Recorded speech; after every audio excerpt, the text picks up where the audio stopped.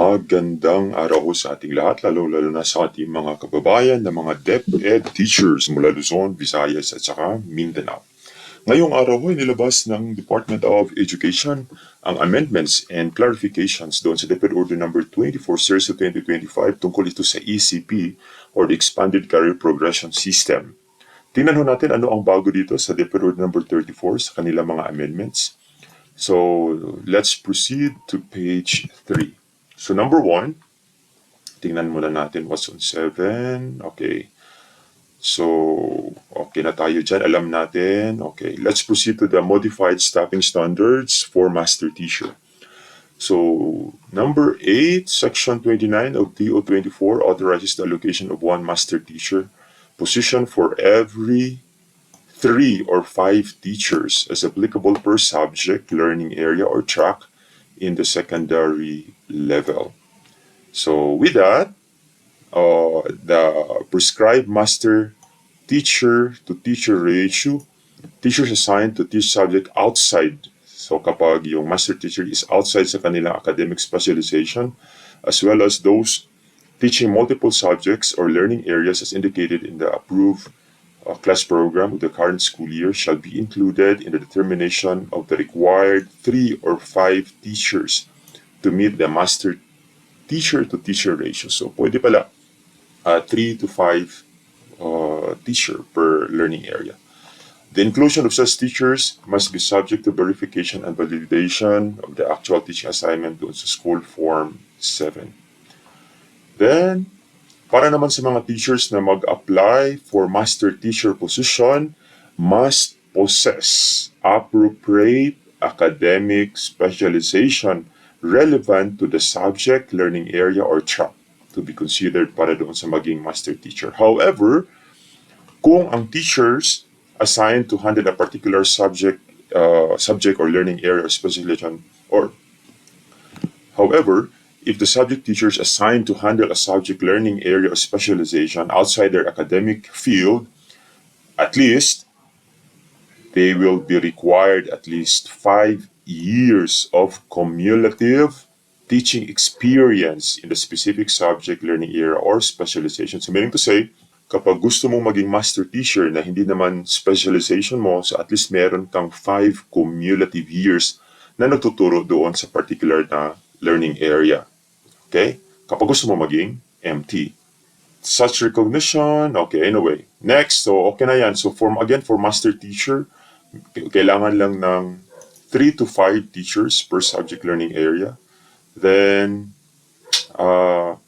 yung master teacher na nag-apply na hindi naman nila specialization, at least evident doon sa kanilang na gusto mong maging teacher in a particular subject na hindi mo field of specialization, at least meron kang 5 cumulative teaching experience in that particular subject. Let's proceed to qualification standards and the ETE or Education, Training, and Experience Computation. Tingnan natin dito. So, ang education units or degrees relevant or related to education that exceed the minimum standards qualification shall be granted corresponding points in the comparative assessment. Okay. Tingnan nyo lang yung table doon kung magkano yung increment. Halimbawa, we have an illustrative example. A teacher 3 position requires a minimum education requirement of bachelor's degree. An applicant who has completed master's units or degree relevant to education shall be accorded corresponding points in the comparative assessment. Tingnan nyo na lang doon sa table. So the same with master teacher. Kapag nag-apply ka ng master teacher which required master's degree, so kapag meron kang doctoral units or a degree relevant to education shall be given corresponding points din. Okay? So yan, position na you applied for is teachers 1 to 7.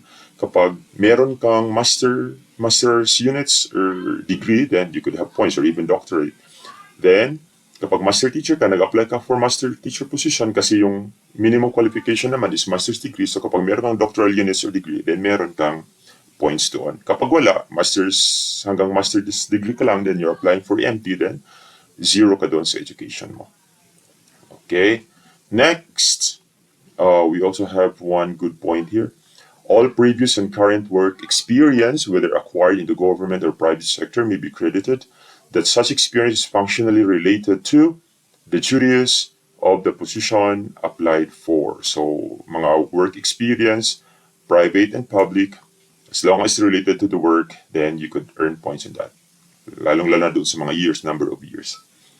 Okay, moreover, number 14, experience as head teacher shall be considered as teaching experience and recognized as relevant when applying for both teacher and school principal positions. So kapag head teacher, credited yung teaching as considered as teaching experience yan. So what else? 15, the requirement of training acquired within the last 5 years. So ang kasali lang doon sa mga trainings is yung last 5 years. In the minimum qualification for teacher, this is for teachers, master teachers, at saka school principal positions. Okay? So, yung mga training lang for the last 5 years yung included. Okay? Next, documentary requirements. Section 16 dito sa amendment natin. All incumbent, okay, lahat ng mga principals na magparikla shall no longer be required to pass the school head assessment or submit a certificate of rating when applying for reclassification or promotion to higher school principal positions. Okay? So, klaro na yan. Anyway, higher naman yan. So, they already passed the NASH, the interest, ano pa yung iba dyan. So, next, let's proceed to Section 17 for the retitling of position. Shall be required to meet the minimum QS equivalent to that particular position. Okay. Next, Section 18.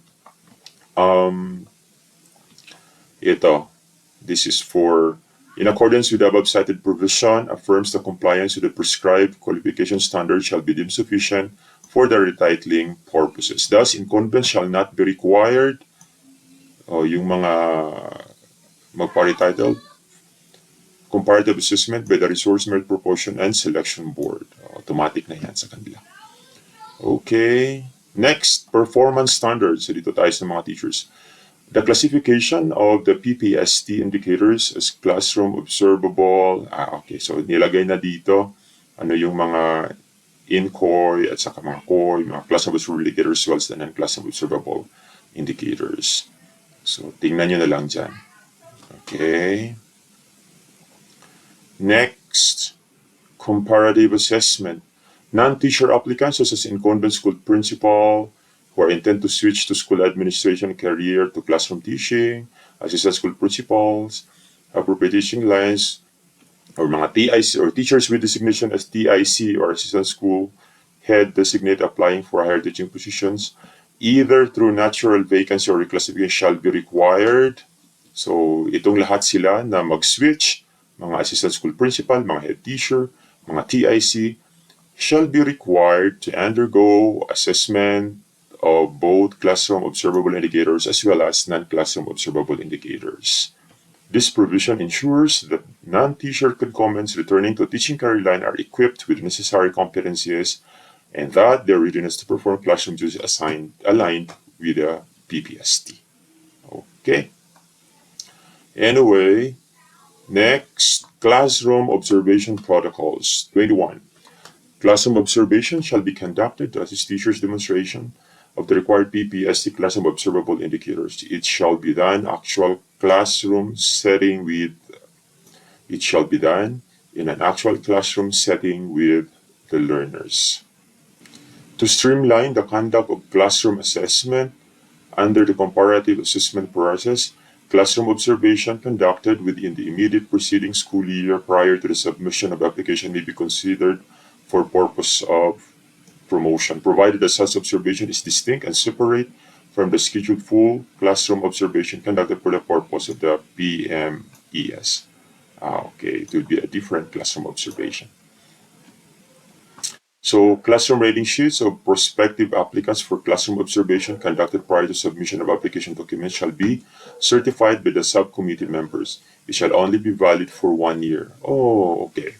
So the classroom observable rating sheets, okay, shall be valid for 1 year, reckoned from the date of the conduct of the classroom observation. Upon submission of application documents to the SDO, the duly certified rating sheet shall be submitted, subject to verification by HRMO. It shall be honored as the basis for the computation of PPSTC classroom observable indicators criterion, comprising 25% of the point system. The SDO shall authorize creation of subcommittees composed of trained assessors, preferably at the district and school levels, who shall be responsible for the conduct of classroom observable indicators, assessment of applicants and prospective applicants within their respective schools or districts. Then the means of verification. The MOVs for assessing a demonstration of the non-classroom observable indicators through portfolio annotation and the interview shall reflect the teacher's regular teaching learning duties. These documents are prepared and accomplished as part of the teacher's teaching related duties and responsibilities throughout the school year, which include but not limited to lesson plans, assessment materials, learning action cell session documentation. Okay. For the purposes of promotion through reclassification, the MOVs contained in the RPMS, PPST, or the PMES for teachers from the last reading period shall be utilized regardless of the specific indicator under which they were originally submitted, provided that these MOVs clearly demonstrate the evidence of performance attainment of the PPST required for promotion. You see? So pwede na yung mga MOVs sa RPMS, PPST at saka sa PMES for the last reading periods will be utilized. They can use it. Then, comparative assessment and results for expanded reclassification. The result of the comparative assessment for expanded reclassification shall remain valid until fully exhausted. Qualified candidates who have obtained the minimum 50-point cutoff score but were not reclassified due to budgetary constraints shall be automatically prioritized in the succeeding fiscal year. So, if you're qualified, then tapos hindi ka na promote because of walang budget, then the next year, you're in the priority lists. Okay. Then we have ito, importante ito because ito yung mga reklamo ng mga teachers. Transitory provisions. So the following provisions shall apply. Halimbawa, head teachers in secondary schools who are retitled equivalent to teacher or master teacher positions, including those who were later to be tagged as coterminous with the incumbent, who opt to continue performing their existing functions as department head, shall do so until they vacate the position upon promotion, transfer, resignation, retirement, or separation from service. Only then shall a master teacher be designated as department head pursuant to Section 36. Okay, so yung mga head teacher na gusto pa ding maging head teacher or gusto na magpa-retitled, they can do so. Dito na tayo sa transitory provisions. Ang napaka-importante for teachers dito is itong Section 28. Okay, basahin natin. During the 3-year transition period, teachers who do not fully meet the performance requirements for the position applied for may still be considered for promotion. So, halimbawa, yung mga for career stage 2 na may mga satisfactory. Again, kasi performance requirements ang problema doon kasi out of 37 PPST indicators kapag meron kang S, so you cannot proceed to ano. But we have it here on the amendment. May still be considered for promotion whether through natural vacancy or reclassification, and appointment within or across career stages, okay? Across career stages or within. So, pwede. Career stage 1 ka ba or 2 or 3. Within the range of 3 salary grades. So, no quantum leap again. Provided that they meet the QS, so the qualification standard for the position applied for. So, ano ba yung mga QS doon? Tingnan mo yung education, training, experience, ano pa yung iba? So this transitory exemption shall apply under the following conditions. So ano ba yung pwede? Letter A, consistent high performance. Teachers who have received an overall IPCR rating of VS or higher, or like outstanding, and obtain consistent, very satisfactory ratings in all PPST indicators, but rendered ineligible to apply for positions that required an outstanding rating. So, VS pero outstanding ang kailangan, pwede din ito ma-apply sa kanya. Then B, generally satisfactory performance. Teachers who receive an overall IPCR rating of very satisfactory or higher, but obtained satisfactory ratings in certain PPST indicators, thereby rendering them ineligible to apply for positions such as Teacher 4. Master teacher affected by indicator conversion, pwede rin ito sa kanila. Okay? Master teachers who, following the conversion of the certain PPS indicators from non-classroom observable to classroom observable indicators for promotion course did not meet the performance requirements for a higher teaching position applied for. Then, teachers with approved official leave of absence. Teachers who were on approved official leave like maternity, local parent scholarship training grants, or CSC authorized leaves, and whose IPCRFs from at most 3 rating periods prior to the leave of absence show specific performance deficiencies relative to required performance standards. So ano yung dapat gawin? So ano yung dapat gawin if you fall under these categories? Teachers who fall under the foregoing conditions may be allowed, okay, again, let's make it clear. Kapag ito yung mga conditions mo, if teachers who fall under the foregoing conditions, ito yung apat, okay, may be allowed to apply for and considered for promotion and appointment, provided that they commit to improving their performance in the current school year's PMES. So, ngayon, if halimbawa, from career stage 1 to career stage 2, gusto mo magpa-promote, tapos meron kang S, so dapat meron kang commitment. You will sign the commitment. Okay? For this purpose, maximum lang. A maximum of 3 PPST objectives shall be authorized for inclusion. So, halimbawa, meron kang 4 na S, you will be disqualified. Kung dalawa, better. Kung isa lang, that's good. Kung tatlo, okay pa din. But a maximum of 3. So just 3. 1, 2, 3 na S for the career stage 1 to 2 is allowed. And explicitly reflected in the teacher's IPCRF for the current school year. Okay? So anong mangyayari? These indicators shall be treated as priority areas of development, and the teacher concerned shall be expected to demonstrate measurable progress in addressing the identified performance gaps. So yun ho ang pwede nang ma-promote. So for this purpose, enclosed, magkaroon tayo ng teacher's commitment form on PPST indicators for development. So andyan ho yan sa enclosure. So, yun ang dapat gawin ng mga teachers na gusto magpa-promote.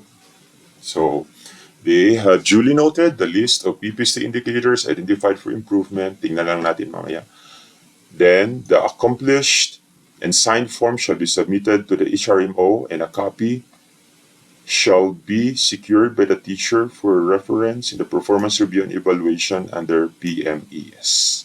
Opportunities to improve on priority PMS indicators may be taken before or after the appointment shall be demonstrated. So, and let's take a look on that commitment form. So ito yung teacher's commitment form on PPST indicators for development. So current school year, name of the teacher, position before, promotion, position applied for. So andyan yan, you have to fill this up. Then commitment statement, then signature. Okay? That's the good news about this transitory provision. This is good for teachers actually, as well as sa mga other na mga position like master teachers also. Yan ho ang good news para sa ating mga DepEd teachers na gusto magpa-promote through reclassification for this school year. Good luck sa lahat ng mga teachers.